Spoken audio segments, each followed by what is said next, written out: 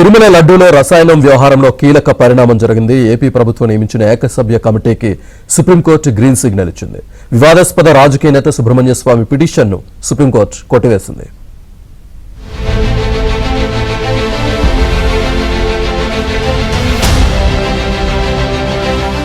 తిరుమల లడ్డూలో రసాయనం వ్యవహారంలో వివాదాస్పద రాజకీయ నేత సుబ్రహ్మణ్య స్వామికి సుప్రీంకోర్టులో ఎదురుదెబ్బ తగిలింది.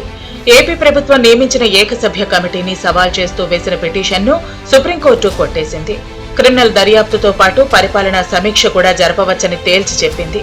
సిట్ ఏకసభ్య కమిటీ పరిధులు వేరని, సిట్ ఇప్పటికే ఛార్జ్షీట్లు దాఖలు చేసినందున ఏకసభ్య కమిటీ సిట్ దర్యాప్తులో జోక్యం ఎందుకు చేసుకుంటుందని ప్రశ్నించింది.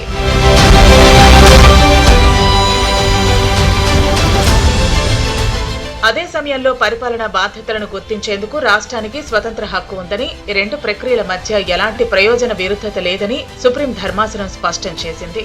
ఈ సందర్భంగా సీజేఐ జస్టిస్ సూర్యకాంత్ ధర్మాసనం కీలక వ్యాఖ్యలు చేసింది.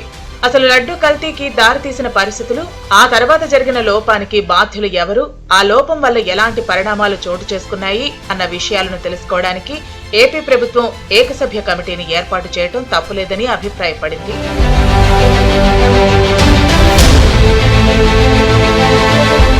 సిట్ ఏకసభ్య కమిటీల దర్యాప్తు పరిధులు స్పష్టంగా వేర్వేరుగా ఉన్నాయని సుప్రీం స్పష్టం చేసింది. అందువల్ల పిటిషనర్ సుబ్రహ్మణ్య స్వామి వ్యక్తం చేసిన అనుమానాలకు ఆధారాలు లేవని పిటిషన్ను సుప్రీం ధర్మాసనం కొట్టేసింది. సిట్ ఏకసభ్య కమిటీ దర్యాప్తును చట్టపరంగా కొనసాగనివ్వాలని తీర్పునిచ్చింది. పిటిషన్ను కొట్టివేయడమే కాకుండా విచారణల స్వరూపంపై స్పష్టమైన దిశానిర్దేశం చేసింది. ఒకే ఘటనపై భిన్న కోణాల్లో విచారణలు జరగవచ్చని, అవి పరస్పరం జోక్యం చేసుకోకుండా సాగితే చట్టపరంగా ఎలాంటి అభ్యంతరం లేదని ధర్మాసనం తెలిపింది.